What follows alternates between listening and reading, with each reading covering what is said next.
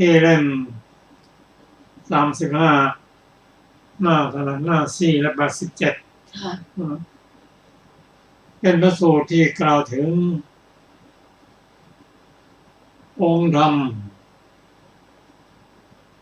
ที่ทำให้ไม่เสื่อมจากศีลจากจิตจากทิฏฐิและวิมุตติเราจะเห็นว่าการทำงานของจิตนี้จะต้องมีองค์ธรรมอื่นคอยให้การสนับสนุนจริงอยู่จิตเป็นในเป็นประธานการทำงานของจิตต้องถ้าทำงานด้านกุศลก็กุศลเจตสิกเป็นฝ่ายสนับสนุนก่อนจะถึงพระสูตรนี้เราจะมาเล่าถึงสาวกของนิครนเข้าไปเฝ้าพระผู้มีเจ้าพระพุทธเจ้าของเรานั้นหลังจากเสด็จมาโปรดพระเจ้าพิมพิสารแรกตรัสรู้ใหม่ๆนั้นในสมัยนั้นระยะนั้นนิครนทั้ง6ขออภัยครูทั้ง6มันประกอบด้วยมูลนะกัสสปะมัคคิริโคสารอาจิตะแกสกัมพลปกุทะกัจจยนะท่านสันชัยนิรัตบุตรท่านนิครนรัตบุตรครูทั้ง6นี้มีบทบาท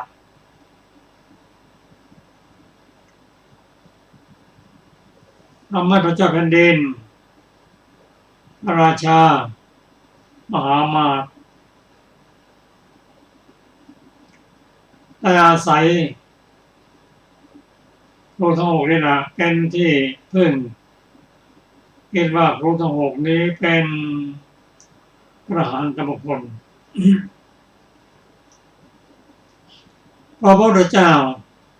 อุบัติขึ้นมาแล้วความคิดต่างๆเริ่มแตกต่างออกไป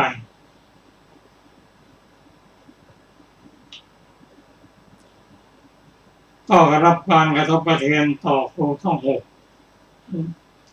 เพราะว่าพระราชามหาอมาตย์เป็นบ่อน้ำเป็นที่พึ่งของครูทั้ง6อมาตย์บริผู้ร่ำรวยเปิดบ้านเปิดประตูรองรับให้การดูแลพวกครูทั้ง6ได้อย่างดีแต่อย่าลืมว่ามหาชนที่อุบัติขึ้นมาในระยะนั้นหลายส่วนเป็นผู้ตั้งความปรารถนาไว้ขอให้ได้พบพระพุทธเจ้าขอได้ฟังธรรมพระองค์ทำบุญต่อเนื่องกันมาพอถึงสมัยพระเจ้าเริ่มสงสัยในครูทั้ง6แล้ว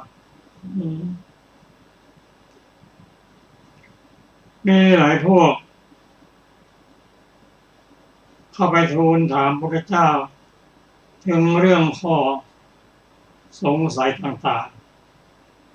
ๆซึ่งเรื่องนี้ทรงแสดงขจัดข้อสงสัยให้ประชาชนมีความเข้าใจขึ้นฉลาดขึ้นบางครั้งก็ส่งคนไปเป็นตัวแทนไปถามมั่งพระองค์เป็นผู้ที่รู้วาระ7บางคนก็ไปถามแค่ที่อย่างปัญญามั่งได้ความไม่เลื่อมใสจริงบ้างพระองค์ทรงทราบอุปนิสัยพอไปถึงเท่านั้นพระองค์ก็ตัดถามตอบไม่เสร็จเลย พวกเราพวกทั้งหลายได้ฟังแล้วคิดว่าจะมาทูลถามปัญหาโรงร่มหมดตอบปัญหาของเราไม่ต้องถามอะไรแล้วแถมคาดการณ์เองรู้หมดแล้วก็มอบกายสบายชีวิตขอเป็นสาวกของพระพุทธเจ้าเพราะไม่เคยได้ฟังธรรมอย่างนี้มาก่อนทำแล้วฟังแล้วฟังแล้วทำให้เกิดความเข้าใจขึ้นฉลาดขึ้นก็กลับมาเป็นสาวกของพระพุทธเจ้าเสียไม่กลับไปแล้วพวกสาวกอื่นก็ไม่กล้ามาทูลถามโดยตรงเพราะกลัวจะถูกพระพุทธเจ้าตรัสสอนแล้วก็กลับไปเป็นสาวกของพระเจ้าสมุทรลือกันว่าพระพุทธองค์นั้นมีมูลกับใจมีมูลเครื่องกับใจสาวกอื่นให้มาเป็นสาวกของพระองค์บางคนก็ไม่กล้ามาทูลถามตรงก็เรียกเคียงอาเรียนถามท่านพระนนท์บ้างท่านมาโมคคัลละมั่งโมคคัลลานะมั่งในที่สุดก็ทราบถึงปัญหาแล้วก็ยอมรับและพระสูตรนี้ก็เช่นเดียวกันสาวกคนสำคัญชื่อภัททิยะมีตำแหน่งสำคัญเข้าไปทูลถามพระพุทธเจ้าว่าที่ข้ากล่าวว่าพระองค์มีมูลเครื่องกับใจสอนสาวกของอื่นแล้วกลับมาเป็นสาวกของพระองค์จริงหรือไม่ทำนองนี้พระองค์ตรัสว่าภัททิยะเราตรัสสอนเรื่องของความจริงเธอจะเข้าใจเป็นไฉนอย่างแรกนั้นก็ให้รู้จักการจำแนกว่าสิ่งใดถูกสิ่งใดผิดก่อนสิ่งใดเป็นกุศลสิ่งใดเป็นอกุศลให้รู้จักแยกแยะเป็นการแยกแยะเป็นปัญญาระดับหนึ่งถ้าจะถามว่าภัททิยะธรรมที่เป็นอกุศลเป็นธรรมฝ่ายดำมีทุกข์เป็นกำไรมีทุกข์เป็นผลอันบัณฑิตทั้งหลายพึงติเตียนถ้ามีฝ่ายหนึ่งเป็นฝ่ายกุศลเป็นธรรมฝ่ายขาวให้ผลเป็นความสุขบัณฑิตทั้งหลายสรรเสริญถ้าจะเห็นว่าทำฝ่ายไหนเป็นฝ่ายถูกต้องอยากจะเป็นไหมกราบทูลว่าทำฝ่ายดำให้ผลเป็นความทุกข์อันบัณฑิตทั้งหลายติเตียนเป็นธรรมฝ่ายดำส่วนธรรมฝ่ายขาวนั้นเป็นธรรมที่ให้ผลเป็นความสุขมีความสุขเป็นกำไรบัณฑิตสรรเสริญแค่ต้องการฝ่ายไหนดีกราบทูลว่าทำฝ่ายขาวพระเจ้าข้าพระองค์ตรัสต่อว่าอันโลภะโทสะโมหะนั้นเป็นธรรมฝ่ายดำฝ่ายขาวกราบทูลว่าเป็นฝ่ายดำอโลภะอโทสะโมหะนั้นเป็นธรรมฝ่ายไหนเป็นธรรมฝ่ายขาวให้ผลเป็นความสุขมันบรรลิสรรเสริญก็ถ้าเราตัดบอกอย่างนี้ แล้วคนที่ประพฤติทำฝ่ายดำกับทำฝ่ายขาวนั้นทำฝ่ายขาวนั้นแต่ตอบว่าเป็นธรรมที่ให้เป็นความสุขแต่จะเลือกฝ่ายไหนกราบทูลว่าเลือกทำฝ่ายที่เป็นกุศลคืออาโลภะอโทสะโมหะและฝ่ายใดที่เป็นทำฝ่ายดำของฝ่ายขาวฝ่ายดำเธอก็เลือกปฏิบัติเองก็เราตัดบอกอย่างนี้ตัดความจริงอย่างนี้จะเห็นว่าธรรมที่เรากล่าวทั้งหมดเนี่ยเป็นมนต์เรื่องกลับใจหรือไม่ใช่พระเจ้าค่ะตัดบอกสิ่งที่ถูกต้อง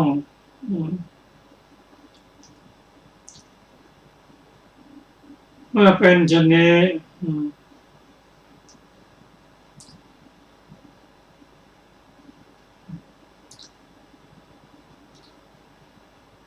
ก็เห็นว่าแต่ก่อนนั้นเป็นมนต์แล้วผมไม่ใช่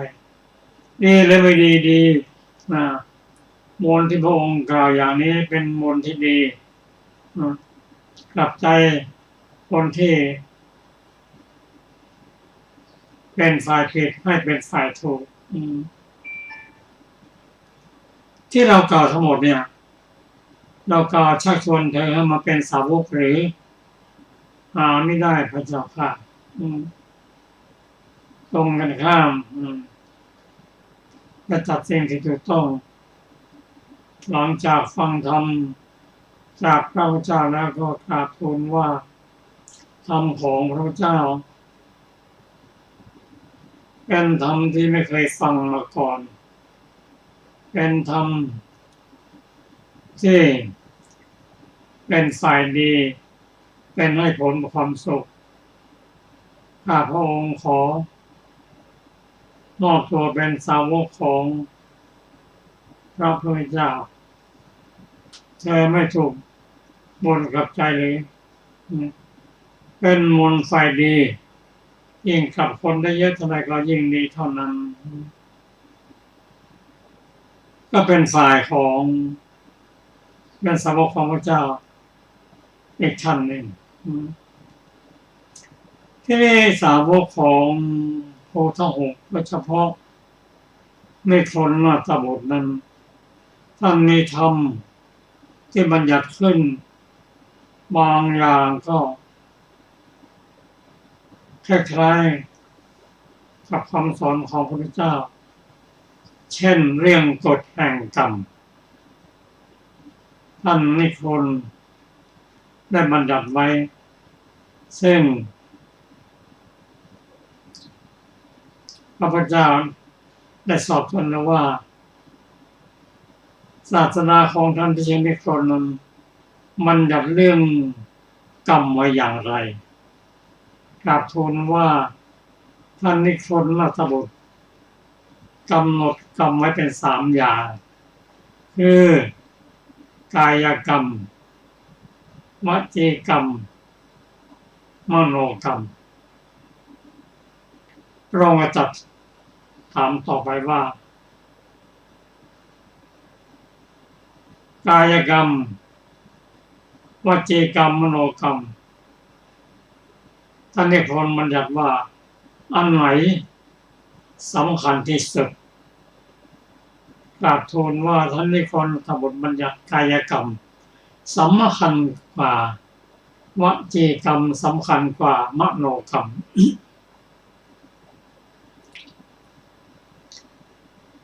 กราบทูลในรายละเอียดว่านิพนธ์ต้องเห็นว่าการทำกรรมทั้งหมดนะ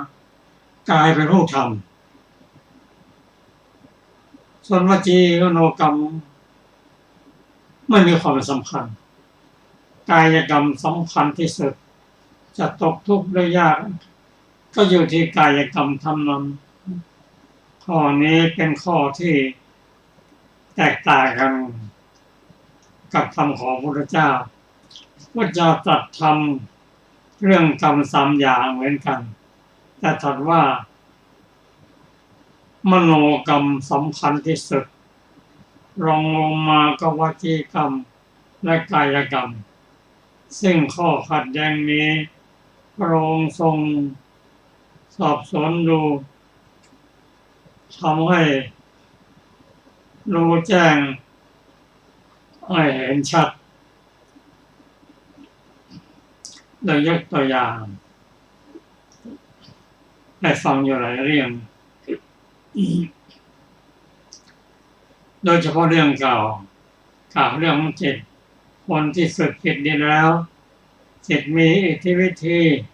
มีฤทธิ์ต่างๆนั้นสามารถจะดำเนินการได้มีอำนาจกว่ามีกำลังกว่ากายเป็นมากเช่นสามารถจะทำลายบุคคลจำนวนมากด้วยฤทธิ์ซึ่งไม่สามารถทางกายไม่สามารถจะทำได้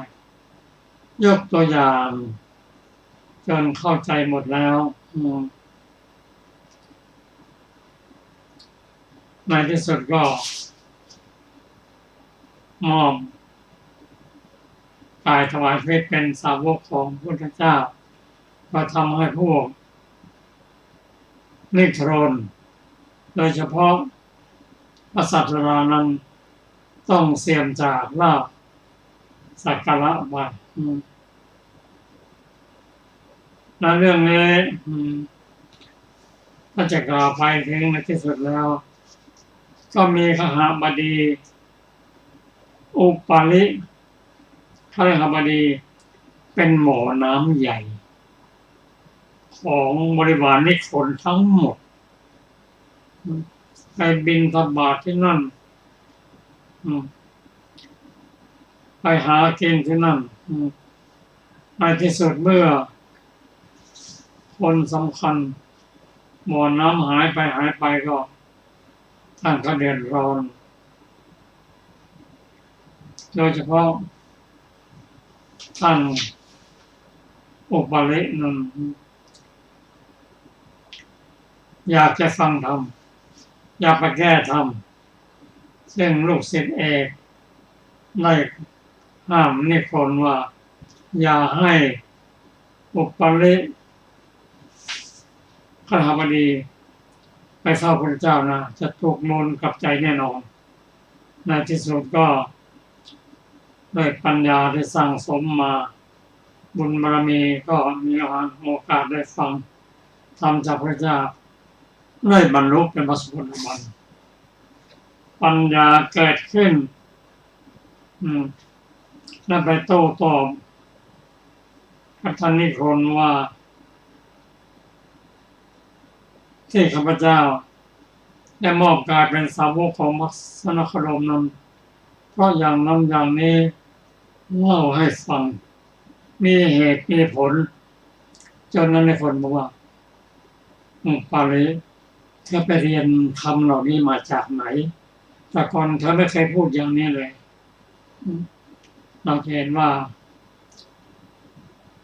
ความเป็นอริยบุคคลนั้นแม่บอกบางส่วนบาง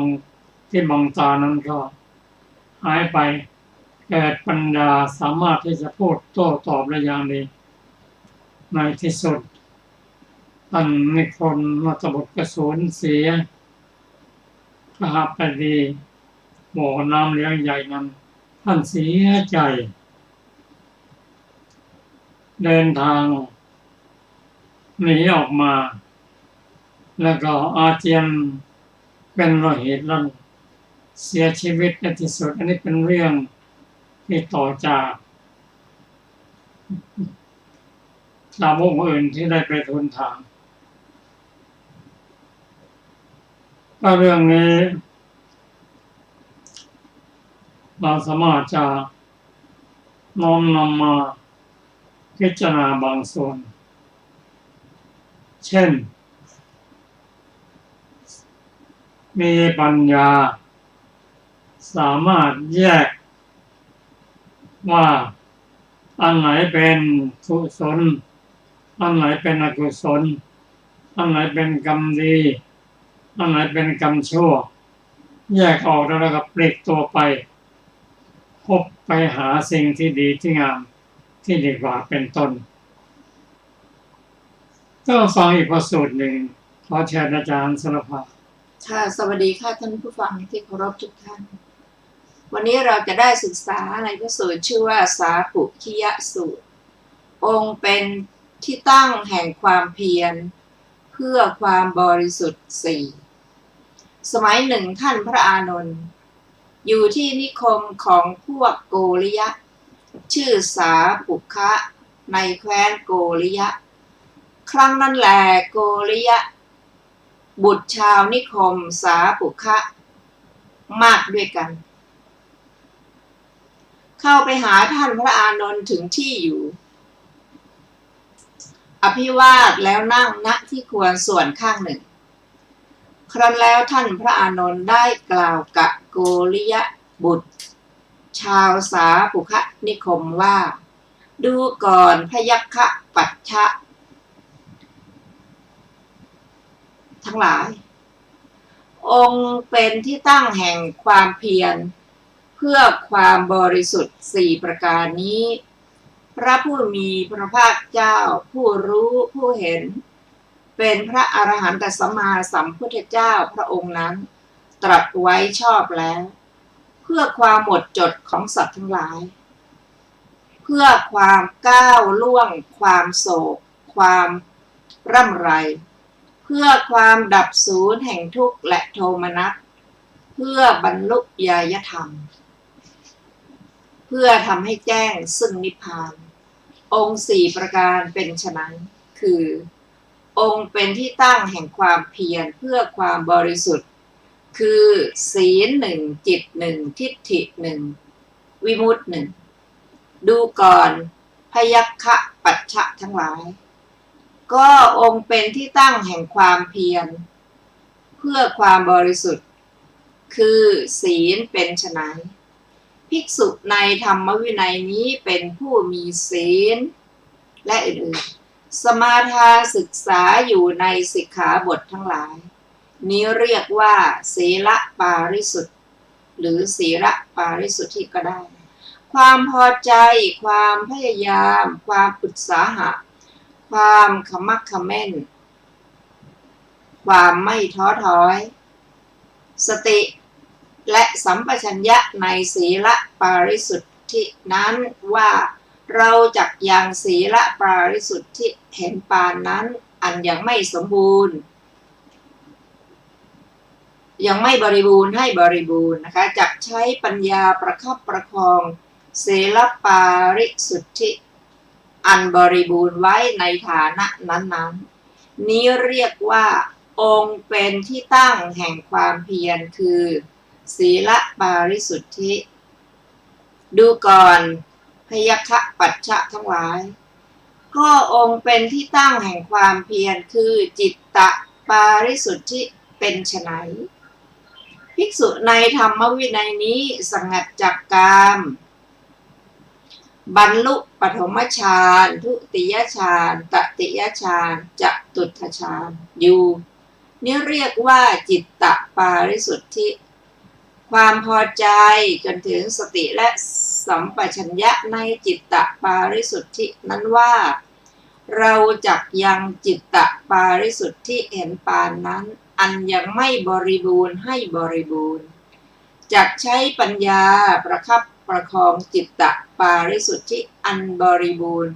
ไว้ในฐานะนั้นๆนี้เรียกว่าองค์เป็นที่ตั้งแห่งความเพียร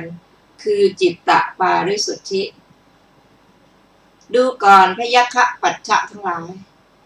ก็องค์เป็นที่ตั้งแห่งความเพียรคือทิฏฐิปาริสุทธิเป็นไฉนภิกษุในธรรมวินัยนี้ย่อมรู้ชัดตามความเป็นจริงว่า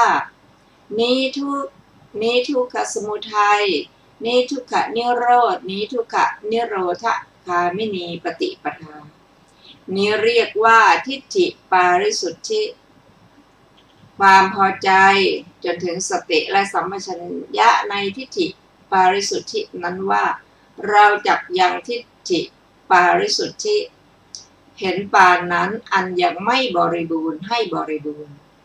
จักใช้ปัญญาประคับประคองทิฏฐิปาริสุทธิ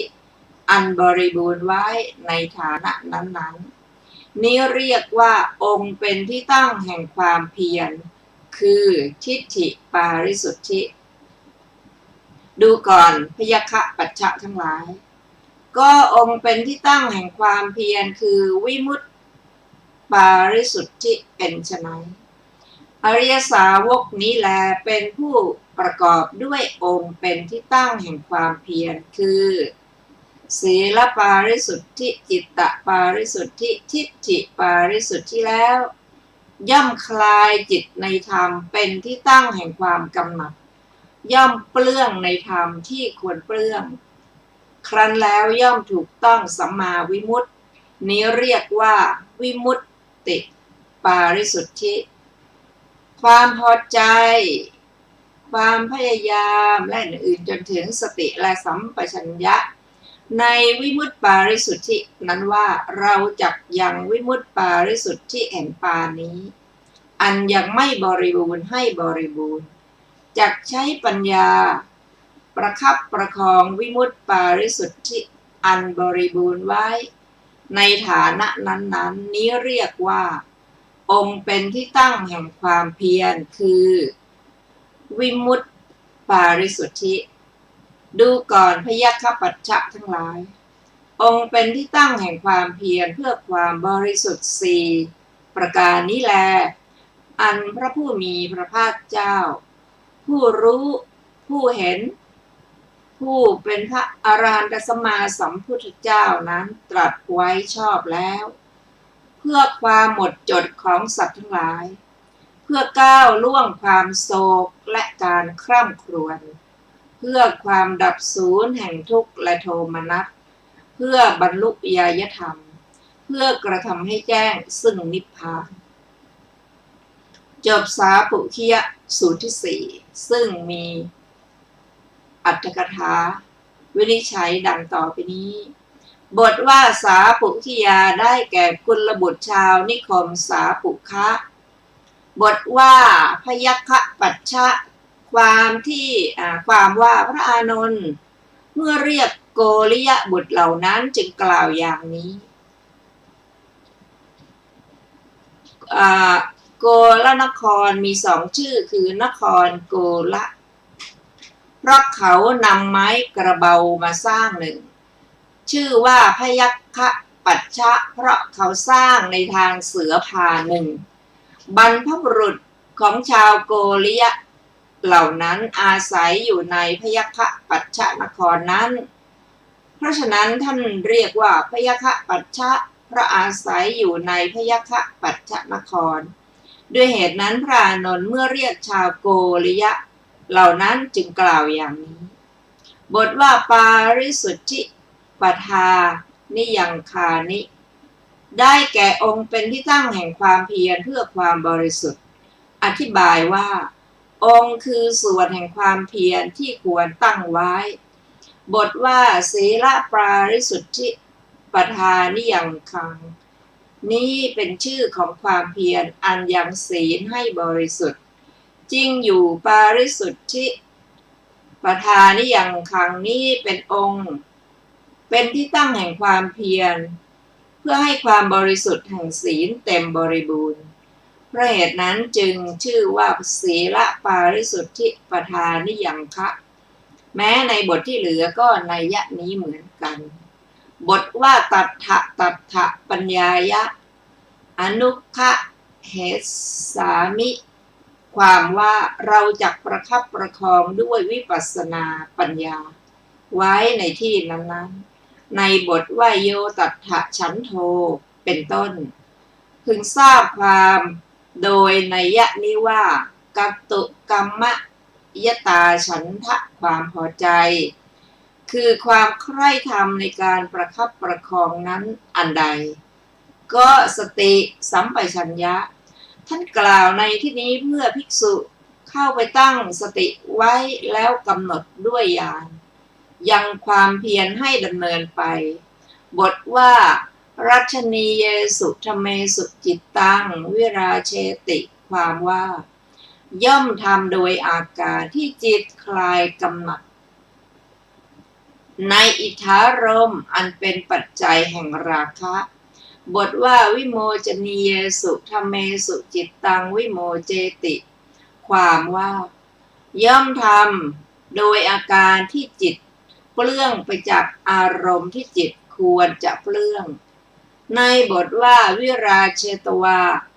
นี้ชื่อว่าคลายกำหนัดในขณะแห่งมรรคชื่อว่าคลายกำหนัดแล้วในขณะแห่งผลแม้ในบทที่สองก็นัยยะนี้เหมือนกันบทว่าสัมมาวิมุตติงผุสติได้แก่ถูกต้องอรหัตผลวิมุตติตามเหตุตามนัยยะด้วยญาณผัสสะจบอรรถกถาสาปุคิยสูตรที่สี่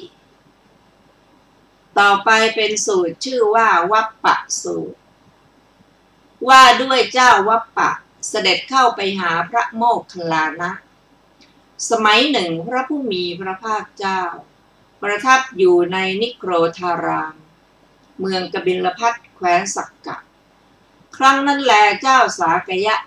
พระนามว่าวัปปะเป็นสาวกของนิครนเสด็จเข้าไปหาท่านพระมหาโมคคัลลานะถึงที่อยู่ทรงอภิวาทแล้วประทับนั่งณที่ควรส่วนข้างหนึ่งครั้นแล้วท่านมหาโมคคัลลานะได้กล่าวว่าดูก่อนวัปปะบุคคลในโลกนี้พึงเป็นผู้สำรวมด้วยกายสำรวมด้วยวาจาสำรวมด้วยใจเพราะวิชชาดับไปวิชชาเกิดขึ้นขอไปน่าจะเป็นเพราะอวิชชาดับไปวิชชาเกิดขึ้นท่านเห็นฐานะที่เป็นเหตุให้อาสวะอันเป็นปัจจัยแห่งทุกขเวทนาไปตามบุคคลในสัมปรายภพหรือไม่วัปปะสากยราชตรัสว่าข้าแต่ท่านผู้เจริญข้าพเจ้าเห็นฐานะนั้นบุคคลหนึ่งกระทำบาปกรรมไว้ในปางก่อนซึ่งยังให้ผลไม่หมดอาสวะทั้งหลายอันเป็นปัจจัยแห่งทุกขเวทนาพึงไปตามบุคคลในสัมปรายภพอันมีบาปกรรมนั้นเป็นเหตุท่านพระมหาโมคคัลลานะสนทนากับวัปปะสากยราชสาวกของนิโครนค้างอยู่เพียงนี้เท่านั้นครั้งนั้นแลเวลาเย็นพระผู้มีพระภาคเจ้าเสด็จออกจากที่เร้นเสด็จเข้าไปยังอุปทานศาลาประทับนั่งบนอาสนะที่ปูลาดไว้ครั้นแล้วได้ตรัสถามท่านพระโมคคัลลานะว่าดูก่อนโมคคัลลานะบัดนี้เธอทั้งหลายประชุมสนทนากันด้วยเรื่องอะไรและเธอทั้งหลายพูดอะไรค้างกันไว้ในระหว่างท่านพระมหาโมคคัลลานะกราบทูลว่าข้าแต่พระองค์ผู้เจริญขอประทานพระวโรกาสข้าพระองค์ได้กล่าวกับวัปปะสากยราชสาวกของนิครนว่าดูก่อนวัปปะบุคคลในโลกพึงเป็นผู้สำรวมด้วยกายสำรวมด้วยวาจาสำรวมด้วยใจเพราะอวิชชาดับไปวิชชาเกิดขึ้นท่านเห็นฐานะที่เป็นเหตุให้อาสวะอันเป็นปัจจัยแห่งทุกขเวทนาไปตามบุคคลในสัมปรายภพนั้นหรือไม่เมื่อข้าพระองค์กล่าวอย่างนี้แล้วว่าปะสากยราชสาวกของนิครนได้กล่าวกับข้าพระองค์ว่าข้าแต่ท่านผู้เจริญข้าพเจ้าเห็นฐานะนั้นบุคคลกระทำบาปกรรมไว้ในปางก่อนซึ่งยังให้ผลไม่หมดอาสวะทั้งหลายอันเป็นปัจจัยแห่งทุกขเวทนาพึงตามบุคคลในสัมปรายภพอันมีบาปกรรมนั้นเป็นเหตุข้าแต่พระองค์ผู้เจริญข้าพระองค์สนทนากับวัปปะสากยราชสาวกของนิครนค้างอยู่เพียงนี้แลลำดับนั้นพระผู้มีพระภาคเจ้าก็เสด็จมาถึงครั้งนั้นแลพระผู้มีพระภาคเจ้าได้ตรัสกับวัปปะสากยราชสาวกของนิครนว่าดูก่อนวัปปะถ้าท่านจะพึงยินยอมข้อที่ควรยินยอมและค คัดค้านข้อที่ควรคัดค้านต่อเรา และท่านไม่รู้ความแห่งภาสิทธิ์ของเราข้อใดท่านพึงซักถามในข้อนั้นยิ่งขึ้นไปว่าข้อนี้อย่างไรความแห่งภาสิทธิ์ข้อนี้อย่างไรดังนี้ไซร้เราพึงสนทนากันในเรื่องนี้ได้ว่าปะสักกยราชกราบทูลว่าข้าแต่พระองค์ผู้เจริญข้าพระองค์จักยินยอมข้อที่ควรยินยอมและจักคัดค้านข้อที่ควรคัดค้านต่อพระผู้มีพระภาคเจ้าอันหนึ่งข้าพระองค์ไม่รู้ความแห่งภาสิทธิ์ของพระผู้มีพระภาคเจ้าข้อใดข้าพระองค์จักซักถามพระผู้มีพระภาคเจ้าในข้อนั้นยิ่งไปกว่านั้นข้อนี้อย่างไรความแห่งภาสิทธิ์นี้อย่างไรขอเราจงสนทนากันในเรื่องนี้เถิดพระเจ้าค่ะพระผู้มีพระภาคเจ้าตรัสว่าดูก่อนวัปปะท่านจะสำคัญความข้อนั้นเป็นไฉนอาสวะเหล่าใดก่อทุกข์เดือดร้อนเกิดขึ้นเพราะการกระทำทางกายเป็นปัจจัยเมื่อบุคคลงดเว้นจากการกระทำทางกายแล้วอาสวะเหล่านั้นที่ก่อทุกข์เดือดร้อนย่อมไม่มีแก่เขาเขาไม่ทำกรรมใหม่ด้วยรับผลกรรมเก่าแล้วทำให้สิ้นไปด้วยนี้เป็นปฏิปทาเผากิเลสให้พินาศผู้ปฏิบัติพึงเห็นได้เองไม่ประกอบด้วยการควรเรียกให้มาดูควรน้อมเข้ามาวินยูชนพึงรู้เฉพาะตนดูก่อนวัปปะท่านย่อมเห็นฐานะที่เป็นเหตุให้อาสวะอันเป็นปัจจัยแห่งทุกขเวทนาพึงไปตามบุคคลในสัมปรายภพนั้นหรือไม่วัปปะตอบว่าไม่เห็นพระเจ้าค่ะพระผู้มีพระภาคเจ้าตรัสว่าดูก่อนวัปปะท่านจะสำคัญความข้อนั้นเป็นไฉนอาสวะเหล่าใดก่อทุกข์เดือดร้อนเกิดขึ้นเพราะการกระทำทางวาจาเป็นปัจจัยเมื่อบุคคลงดเว้นจากการกระทำทางวาจาแล้วอาสวะเหล่านั้นที่ก่อทุกข์เดือดร้อนย่อมไม่มีแก่เขาเขาไม่ทำกรรมใหม่ด้วยรับผลกรรมเก่าแล้วทำให้สิ้นไปด้วยนี้เป็นปฏิปทาเผากิเลสให้พินาศวินยูชนพึงรู้เฉพาะตนดูก่อนวัปปะท่านย่อมเห็นฐานะที่เป็นเหตุให้อาสวะอันเป็นปัจจัยแห่งทุกขเวทนาพึงไปตามบุคคลในสัมปรายภพนั้นหรือไม่วัปปะตอบว่าไม่เห็นพระเจ้าค่ะพระผู้มีพระภาคเจ้าตรัสว่าดูก่อนวัปปะท่านจะสำคัญความข้อนั้นเป็นไฉนอาสวะเหล่าใดก่อทุกข์เดือดร้อนเกิดขึ้นเพราะการทำทางใจเป็นปัจจัยเมื่อบุคคลงดเว้นจากการกระทำทางใจแล้วอาสวะที่ก่อทุกข์เดือดร้อนย่อมไม่มีแก่เขาเขาไม่ทำกรรมใหม่ด้วยรับผลกรรมเก่าแล้วทำให้สิ้นไปด้วยนี้เป็นปฏิปทาเผากิเลสให้พินาศวินยูชนพึงรู้เฉพาะตนดูก่อนวัปปะท่านย่อมเห็นฐานะที่เป็นเหตุให้อาสวะอันเป็นปัจจัยแห่งทุกขเวทนาพึงไปตามบุคคลในสัมปรายภพนั้นหรือไม่วัปปะตอบว่าไม่เห็นพระเจ้าค่ะพระผู้มีพระภาคเจ้าตรัสต่อไปว่าดูก่อนวัปปะท่านจะสำคัญความข้อนั้นเป็นไฉนอาสวะเหล่าใดก่อทุกข์เดือดร้อนเกิดขึ้นเพราะอวิชชาเป็นปัจจัยเพราะอวิชชาดับไปวิชชาเกิดขึ้นอาสวะที่ก่อทุกข์เดือดร้อนเหล่านั้นย่อมไม่มีแก่เขาเขาไม่ทำกรรมใหม่ด้วยรับผลกรรมเก่าแล้วทำให้สิ้นไปด้วยนี้เป็นปฏิปทาเผากิเลสให้พินาศอันวินยูชนพึงรู้เฉพาะตนดูก่อนวัปปะท่านย่อมเห็นฐานะที่เป็นเหตุให้อาสวะอันเป็นปัจจัยแห่งทุกขเวทนาพึงไปตามบุคคลในสัมปรายภพนั้นหรือไม่วัปปะตอบว่าไม่เห็นพระเจ้าค่ะ พระผู้มีพระภาคเจ้าตรัสว่าดูก่อนวัปปะเมื่อภิกษุมีจิตหลุดพ้นโดยชอบอย่างนี้แล้วย่อมบรรลุธรรมเป็นเครื่องอยู่เป็นนิจ6ประการเธอเห็นรูปด้วยจักษุแล้วไม่ดีใจไม่เสียใจมีอุเบกขามีสติสัมปชัญญะอยู่ฟังเสียงด้วยหูสูดกลิ่นด้วยจมูกลิ้มรสด้วยลิ้นถูกต้องโผฏฐัพพะด้วยกายรู้แจ้งธรรมารมณ์ด้วยใจแล้วไม่ดีใจไม่เสียใจ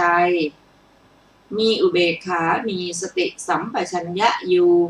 เธอเมื่อเสวยเวทนามีกายเป็นที่สุดย่อมรู้ชัดว่าเราเสวยเวทนามีกายเป็นที่สุดเมื่อเสวยเวทนามีชีวิตเป็นที่สุดย่อมรู้ชัดว่าเราเสวยเวทนามีชีวิตเป็นที่สุด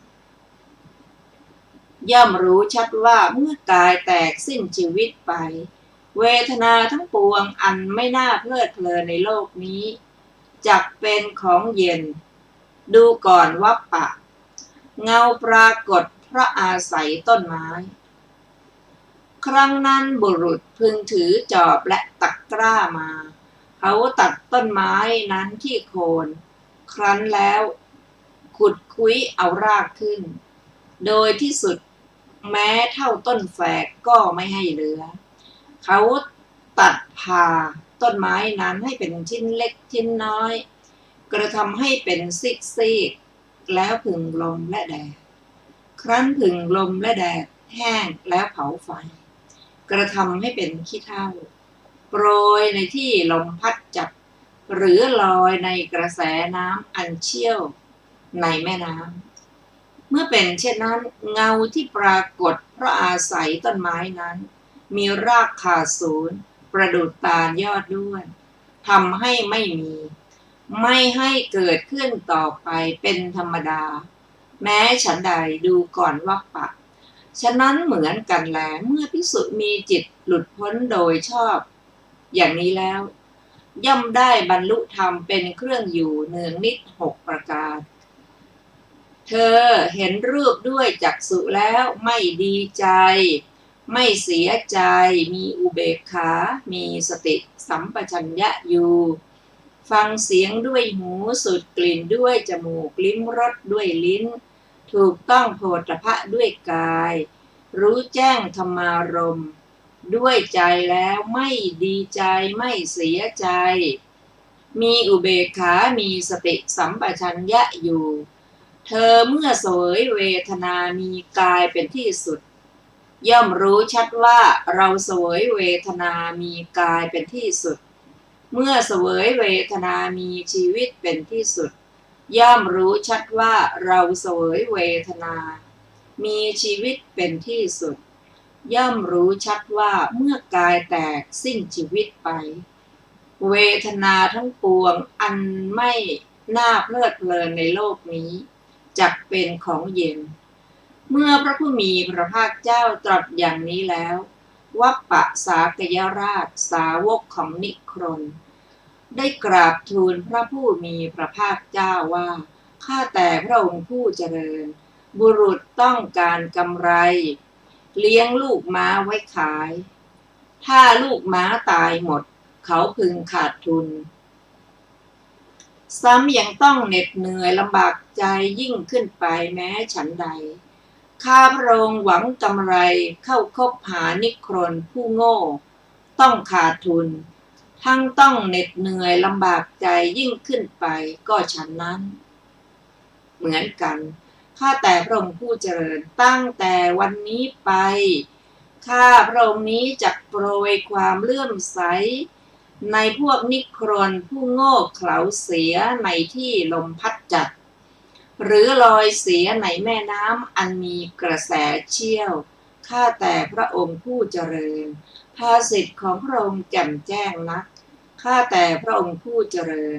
ภาสิทธิ์ของพระองค์แจ่มแจ้งนักพระผู้มีพระภาคเจ้าทรงประกาศธรรมโดยอเนกปริยายเปรียบเหมือนหงายของที่คว่ำเปิดของที่ปิด บอกทางแก่คนหลงทางหรือตามประทีปไว้ในที่มืดด้วยหวังว่าคนผู้มีจักษุจักเห็นรูปได้ฉะนั้นข้าพระองค์นี้ขอถึงพระผู้มีพระภาคเจ้ากับทั้งพระธรรมและพระภิกษุสงฆ์ว่าเป็นสรณะขอพระผู้มีพระภาคเจ้าโปรดทรงจำข้าพระองค์ว่าเป็นอุบาสกผู้ถึงสรณะตลอดชีวิตตั้งแต่วันนี้เป็นต้นไปจบวัปปสูตรที่5และมีอรรถกถาดังต่อไปนี้บทว่าวัปโปได้แก่เจ้าสากยะผู้เป็นพระเจ้าอาของพระทศพลบทว่านิคันธสาวโกได้แก่เป็นอุปถาของนิคันธนาถบุตรดุจสีหเสนาบดีในกรุงเวสาลีและดุจอุปาลิคฤหบดีในเมืองนาลันทาบทว่ากาเยนะสังวุโตความว่าชื่อว่าสำรวมด้วยกายเพราะสำรวมคือปิดกายทวารแม้ใน2 บทที่เหลือก็นัยนี้เหมือนกันบทว่าอวิชชาวิราคาได้แก่เพราะอวิชชาคลายสิ้นไปบทว่าวิชุปาทาได้แก่เพราะมรรควิชชาเกิดขึ้นบทว่าตังฐานังแปลว่าเหตุนั้นบทว่าอวิปักกะวิปากังได้แก่ยังไม่ถึงวาระได้รับผลบทว่าตะโตนิทานังได้แก่มีกรรมนั้นเป็นเหตุมีบาปกรรมนั้นเป็นปัจจัยบทว่าทุกขเวทนิยาอาสวะอัสสะวยุงความว่ากิเลสทั้งหลายอันเป็นปัจจัยแห่งทุกขเวทนาพึงไหลไปตามคือพึงเข้าไปตามอธิบายว่ากิเลสทั้งหลายพึงเกิดขึ้นแก่บุรุษนั้นบทว่าอภิสัมปรายังได้แก่ในอัตภาพที่2นั้นแลบทว่ากายสมารัมภปัจจยาแปลว่าเพราะกายกรรมเป็นปัจจัยบทว่าอาสวะได้แก่กิเลสทั้งหลายในบทว่าวิคาตะปริลาหานี้ทุกชื่อว่าวิคาคะความเร่าร้อนทางกายและทางจิตซึ่งว่าปริลาหะบทว่าพุทสัมยันตีกะโรติความว่ากรรมที่ยานจะพึงฆ่าพอกระทบญาณสัมผัสก็สิ้นไปกรรมที่วิบากจะพึงฆ่าพอกระทบวิบากสัมผัสก็สิ้นไปบทว่านิชราได้แก่ปฏิปทาที่ทำกิเลสให้โทรมไปแม้ในวาระที่เหลือก็นัยนี้เหมือนกันภิกษุนี้ดำรงอยู่ในปฏิปทาควรเป็นพระขีณาสพควรนำมหาภูตรูป4ออกแล้วแสดงการกำหนดด้วยอริยสัจ4แล้วพึงบอกกรรมฐานจนถึงอรหัตผลก็บัดนี้พระผู้มีพระภาคเจ้าเมื่อจะทรงแสดงสัตตวิหารธรรมทำเครื่องอยู่ประจำของพระขีณาสพจึงตรัสคำมีอาทิว่าเอวังสัมมาวิมุตตจิตตัสสะดังนี้ในบทเหล่านั้นบทว่าสัมมาวิมุตตัสสะได้แก่พ้นแล้วโดยชอบโดยเหตุการณ์โดยนัยยะบทว่าสัสตะวิหาราได้แก่ทำเป็นเครื่องอยู่เป็นนิจทำเป็นเครื่องอยู่ประจำบทว่าเนวะสุมโนโหติได้แก่เป็นผู้ไม่เกิดโสมนัสด้วยอำนาจความกำหนัดในอิทธารมณ์บทว่าณทุงมโนได้แก่ไม่เป็นผู้เกิดโทมนัสด้วยอำนาจความขุ่นใจในอนิจฐารมณ์บทว่าอุเปคโตวิหรติสัตโตสัมปชาโนได้แก่เป็นผู้มีอุเบกขามีความเป็นกลางในอารมณ์เหล่านั้นด้วยอุเบกขามีอาการคือความเป็นกลางเป็นลักษณะกำหนดถือเอาด้วยสติสัมปชัญญะอยู่ บทว่ากายะปริยันติกังได้แก่เวทนามีกายเป็นที่สุดคือกำหนดด้วยกายอธิบายว่าเวทนาเป็นไปในทวารห้ายังเป็นไปอยู่ตราบเท่าที่กายคือทวารห้ายังเป็นอยู่บทว่าชีวิตตะปริยันติกังได้แก่เวทนามีชีวิตเป็นที่สุดคือกำหนดด้วยชีวิตอธิบายว่าเวทนาอันเป็นไปในมโนทวารยังเป็นไปอยู่ตราบเท่าที่ชีวิตยังเป็นอยู่ในเวทนาเหล่านั้นเวทนาอันเป็นไปในทวารห้าเกิดทีหลังแต่ดับก่อนเวทนาอันเป็นไปในมโนทวารเกิดก่อนแต่ดับทีหลังเพราะเวทนานั้นตั้งอยู่ในวัตถุรูปในขณะปฏิสนธิเวทนาอันเป็นไปในทวารห้ายังเป็นไปอยู่ด้วยอำนาจปัญจทวารในปัจจุบัน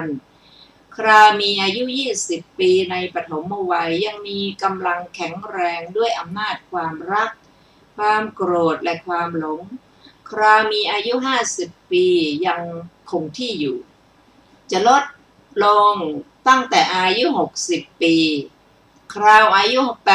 80-90 ปีก็น้อยเต็มทีด้วยว่าในครั้งนั้นสัตว์ทั้งหลายแม้เมื่อมีผู้กล่าวว่าพวกเรานั่งนอน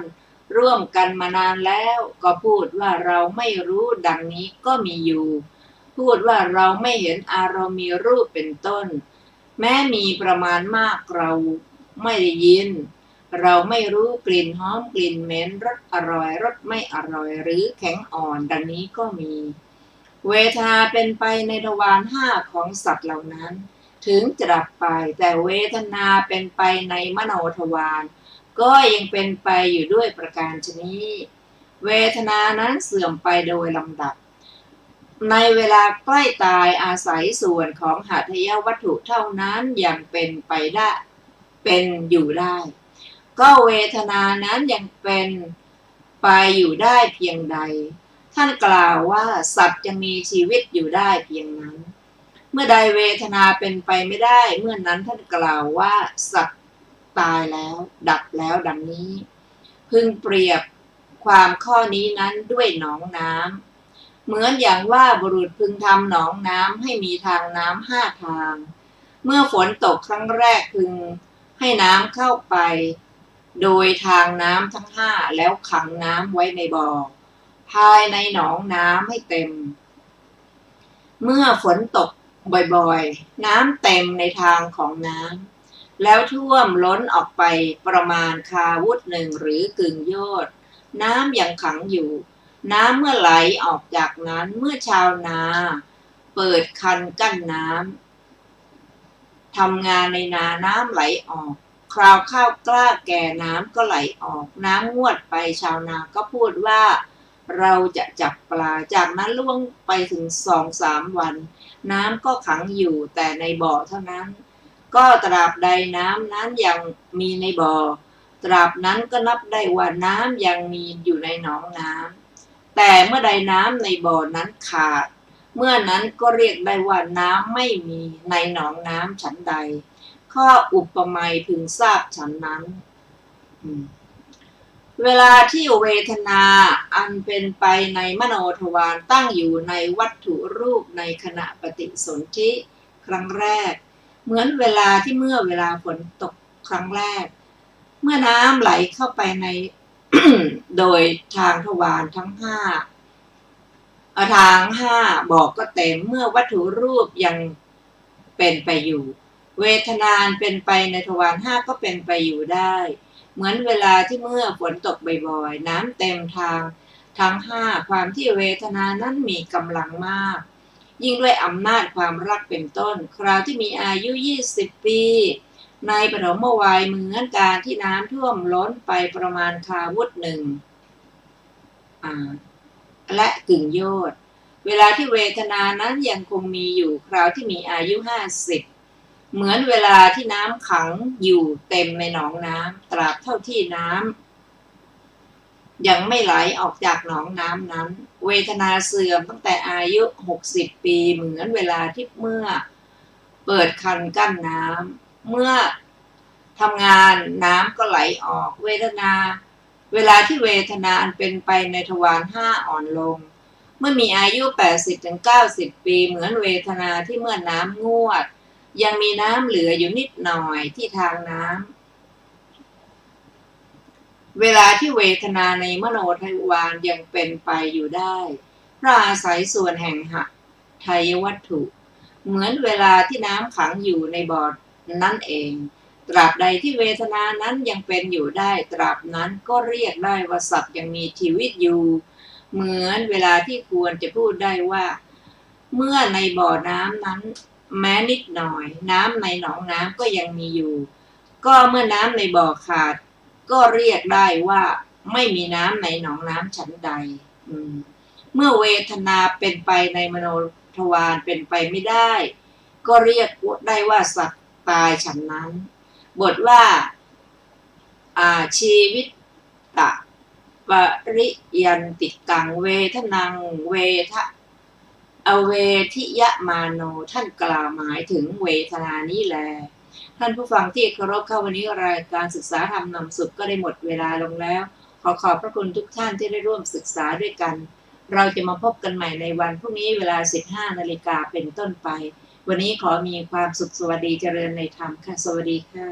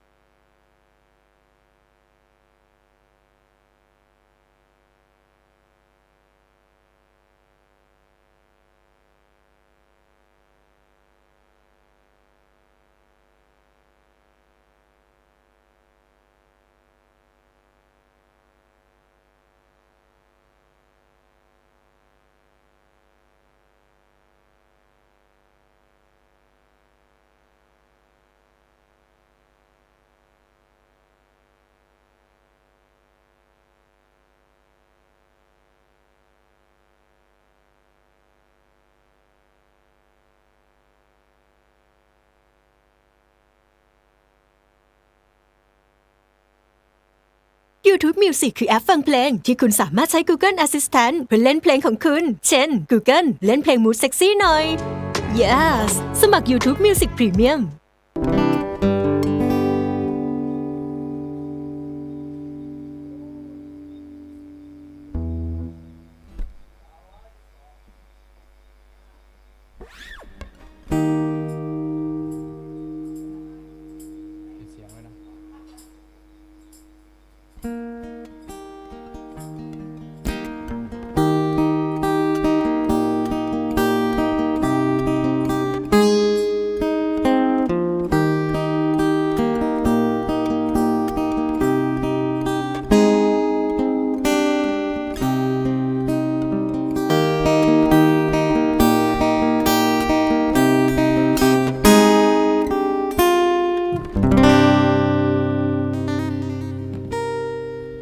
สวัสดีครับสวัสดีกับวันที่น่ารักในวันนี้ด้วยแล้วกันนะฮะสวัสดีวันนี้วันอะไรนะวันเสาร์แห่งชาตินะครับผมช่วงนี้เดือนตุลาก็เดือนนี้งานน้อยนิดนึง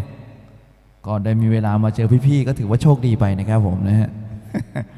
ทั้งโชคดีของผมแล้วก็แล้วแต่ท่านจะคิดนะฮะ ขอบคุณครับขอบคุณที่เข้ามาชมกันนะฮะสวัสดีพี่ๆที่น่ารักนะครับผมสวัสดีพี่แดงต้อยนะฮะสวัสดีคุณทีจันนะครับผมสวัสดีจันคอด้วยนะครับ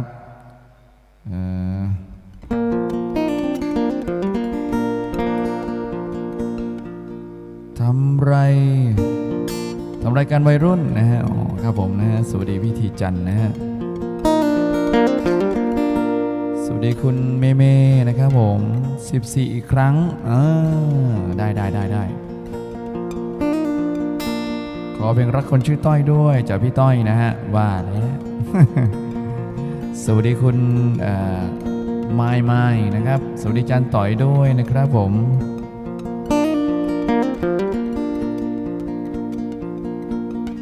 ซันดาวอีกแล้วจันต่อย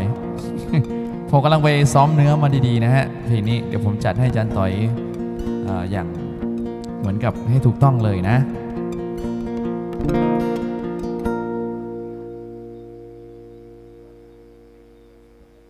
ร้องเพลงก่อนแล้วกันนะครับ14อีกครั้งนะครับ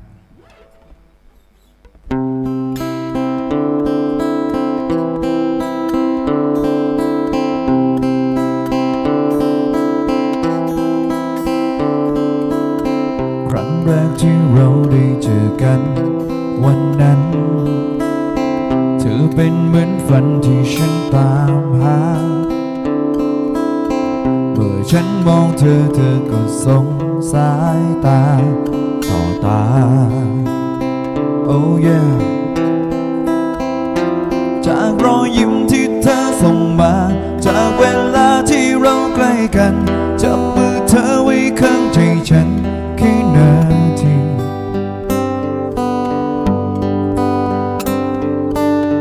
เธอทำให้ฉันรู้สึกเหมือนตอน14ตอนที่ฉันมีแฟนคนแรกลึกๆข้างในมันวันมันไหวแปลกๆเธอรู้ไหมฉันเหมือน14ครั้ง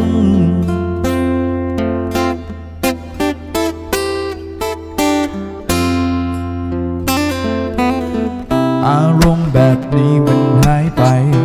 สักพักเคยมีคนรักก็ถูกเขาหักอกเจ็บปวดแทบตายที่ข้างในยังช้ำฟกไม่ห